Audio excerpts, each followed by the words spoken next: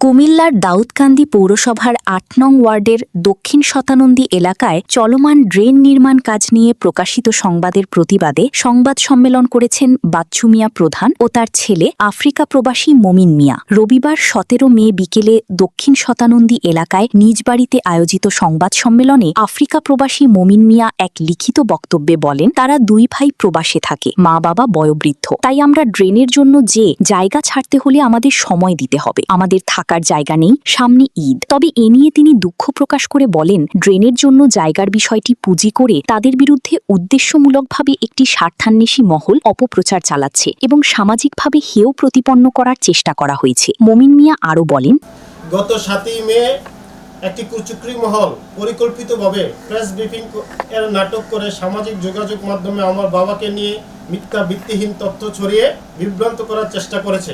প্রিয় ৮ নং ওয়ার্ডবাসী, আপনারা অবগত আছেন যে আমাদের গ্রামের উন্নয়নের লক্ষ্যে গ্রামের পাশ দিয়ে একটি ড্রেনের কাজ চলমান আছে। এটি অত্যন্ত উপকারী ও জনকল্যাণমূলক পদক্ষেপ। এই কাজটি চলমান রাখার জন্য জনাব খন্দকার মারুফ হোসেন সাহেব ও বিএনপি স্থায়ী কমিটির সদস্য, দাউদকান্দির গর্ব তথা বাংলাদেশের গর্ব জনাব ডক্টর খন্দকার মোশাররফ হোসেন সাহেব এমপি সাহেব ও প্রকল্পের সাথে সংশ্লিষ্ট সকলকে ধন্যবাদ জানাই। ড্রেন লাইনের কাজটি করতে আমাদের বসতবাড়ি কিছু অংশ বাঁধতে হবে। এরপরও আমরা জনগণের স্বার্থে বাড়ি বাঁধতে রাজি হয়েছি। আমার ছোট ভাই সাউথ আফ্রিকা প্রবাসী আমিনুল ইসলাম সহ আমরা দুই ভাই প্রবাসে থাকি। বাড়িতে আমার বৃদ্ধ বাবা মা একা থাকেন। হঠাৎ করে বাড়ি ভেঙে ফেলে তারা কোথায় যাবে? সেজন্য আমরা ১ মাস সময় চেয়েছি। প্রকল্প সংশ্লিষ্ট ইঞ্জিনিয়ার সাহেব ও এসিডেন্ট সাহেবকে এই ব্যাপারে অবগত করেছি। আমরা আরও বলেছি ১ মাস পর আমাদের বসত বাড়ি ভেঙে ড্রেনের কাজটি করে দেব। ঠিকাদার যদি চলে যায় আমরা নিজ খরচে কাজটি সম্পূর্ণ করার প্রতিশ্রুতি দিয়েছি। এই ব্যাপারে সাবেক কমিশনার দেলোয়ার প্রধান সাহেবকে বুঝিয়ে বলেছি। তারা বলেছে মসজিদের সামনে গ্রাম্য সালিশ বসে বিষয়টি মীমাংসা হবে, কিন্তু তারা মিডিয়া নিয়ে আমার বাসার সামনে এসে জড়ো হয়, আমার বাবাকে নিয়ে মিথ্যা অভিযোগ করতে থাকে, হইহুল্লোড় করতে থাকে, যার ফলে আমার বৃদ্ধ বাবা মা আতঙ্কগ্রস্ত হয়ে পড়ে। আমাদের বসত বাড়ি ভেঙে দিব মেনে নেওয়ার পরও কেন আমাদেরকে হেনস্থার শিকার হতে হয়? আমার বাবা আতঙ্কিত হতে হবে। জনগণের কাছে বিচার দিয়ে গেলাম। আপনাদের জনস্বার্থে জানিয়ে রাখা ভালো, আমাদের বাড়ির পেছনে আরও অনেকের বাড়ির উপর দিয়ে ড্রেনের কাজ করার কথা ছিল। তারা নিজের বাড়ির পাশ দিয়ে কাজ করতে নিষেধ করেছিল। তাদের বাধার মুখে দীর্ঘদিন কাজ অফ ছিল। পরবর্তীতে রাস্তা অন্যদিক সরিয়ে নিতে হয়েছিল। অন্য আরও একটি ফ্যামিলি পেশি জোরের রাস্তায় অন্যদিকে ঘুরিয়ে নিয়েছিল। তাদের এই ঘটনার নিউজ করা তো দূরে থাক, কেউ কোনো প্রতিবাদটুকু পর্যন্ত করেনি। আর আমরা নিজেদের বাড়ি ভাঙতে রাজি হওয়ার পরও আমার বাবাকে হেনস্থা করা হলো। এর কারণ কি? এটা সম্পূর্ণ উদ্দেশ্য প্রণীত ও পরিকল্পিতভাবে করা হয়েছে। যাদের কারণে আমার বাবা সামাজিক মর্যাদা ক্ষুণ্ণ হয়েছে, সম্মান হয়েছে, তাদেরকে অবিলম্বে আমার বাবার নিকট ক্ষমা চাইতে হবে। তা না হলে আমি প্রবাসী হিসাবে ও বাংলাদেশ নাগরিক হিসাবে আইনানুগ ব্যবস্থা গ্রহণ করব। বিগত আমলিকের লোকদের বাধার কারণে যখন দীর্ঘদিন ৬টি বছর কাজ বন্ধ ছিল, তখন দেলোয়ার হোসেন সাহেবের এই জনদরিদ্র ভাষণ কোথায় ছিল?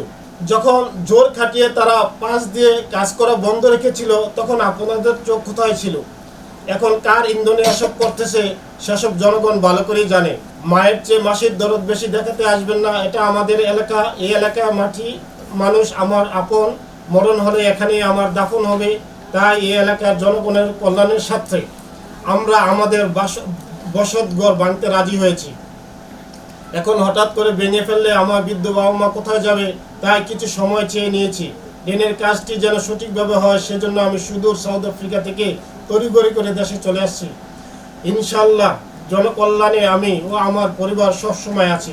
আফ্রিকা প্রবাসী মমিন মিয়ার চাচা লতিফ প্রধান বলেন, ভাই আপনি এটা ভাঙিয়ে দেন, সবাই একসাথে ইয়া করবো।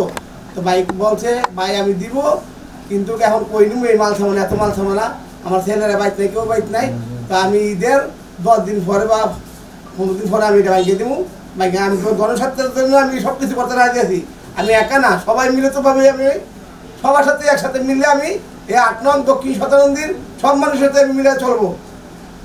এরপর বলার পরে ভাই বললো, ভাবি বললো ঠিক আছে ভাই আপনি একটু বুঝাই কয়ে দেন কমিশনারে। তা আমি আবার ডিমবাবুর সাথে বলছি, অনেক লোকের সাথে বলছি, তারপরে ওনারা সাংবাদিক এনে আমার ভাইকে এই বাদে মন্তব্য কইরা বাদে কিছু করে বললা এই ধরনের কাহিনী সাদাইয়া ওনারা ফেসবুকে ছেড়ে দিছে। তাই আমাদের প্র্যাকটিসে এটা লাগছে। স্থানীয় বাসিন্দা পৌর বিএনপির যুগ্ম আহ্বায়ক গিয়াসউদ্দিন বলেন, যে সাংবাদিক সম্মেলন এর আগের দিন মসজিদে মাইকে বলা হয়েছে যে সামাজিকভাবে আমরা গ্রামের ছোট বড় সবাই বৈশা এরা যার 3টা জায়গা রয়েছে হ্যাঁ একটা গিয়াসউদ্দিন তারামিয়া ভাই তাগুলোকে বৈশা মুরব্বীরা সহ একটা সলা পরামর্শ করে এটা একটা শুরু করবো। এই নাই করে আমি আইসা দেখলাম যেখানে আমাকে উনি কমিশনার বলছে যে আপনি থাকবেন। আমি আইসা দেখলাম সমস্ত সাংবাদিকরা আইসে, এটা পরিকল্পিত উদ্দেশ্য প্রণোদিত, এটা প্রতিহিংসামূলক হয়েছে। আমি দেলোয়ার কমিশনারকে বলছি এটা তোমার ঠিক হয়, এটা ভুল হয়েছে। হ্যাঁ, গ্রামের মানুষ একবারে করে 10 বার গ্রামের ব্যাপার, গ্রামের মানুষের সমস্যার সমাধান করে আলোচনায় সমস্যার সমাধানের পথ, আলোচনার ভিত্তিতে সমস্যার সমাধান। উনি এটা না করে কাউকে বুঝতে না যে গ্রামের মানুষ ডাকাইছে, তাই আপনাদের সাংবাদিকদেরকে কেন আনলো? পরে আনতো। উনি যেহেতু 10 তারিখ পর্যন্ত সময় নিছে, যদি 10 তারিখে না দিত এর পরবর্তী সময় সে ভাইরাল করতে পারতো বা যা করা করতো। এখন গ্রাম ভিত্তিক হিসাবে আমি এই গ্রামের সন্তান হিসাবে ওনার এটা ভুল হয়েছে। উনি যদি সংশোধন করতে চায় উনি এনাদের কাছে আইসা মর্মহতে দুঃখ প্রকাশ করবে যে আমার ভুল হয়েছে, আমি বুঝতে পারি না, আমি আপনাদের ক্ষমা প্রার্থী, জনস্বার্থে সমষ্টিগত বা আপনারা এটা রাস্তায় রাস্তায় দেন, আমি উপকৃত হব। এসব বিষয়ে 8 নং ওয়ার্ডের সাবেক কাউন্সিলর দেলোয়ার হোসেন প্রধানের কাছে জানতে চাইলে তিনি বলেন, আমি কারো বিপক্ষের নয়, গ্রামের জনগণ যা ভালো মনে করেন আমি সেটার পক্ষেই আছি। এই সংবাদ সম্মেলন উপস্থিত ছিলেন বাড়ির মালিক 8 নং ওয়ার্ড বিএনপির সিনিয়র সহসভাপতি বাচ্চু মিয়া প্রধান, স্থানীয় সম্মানিত ব্যক্তি গিয়াসউদ্দিন ও আক্তার হোসেন। সূচনা community.tv, বিনোদনের পাশাপাশি খবর।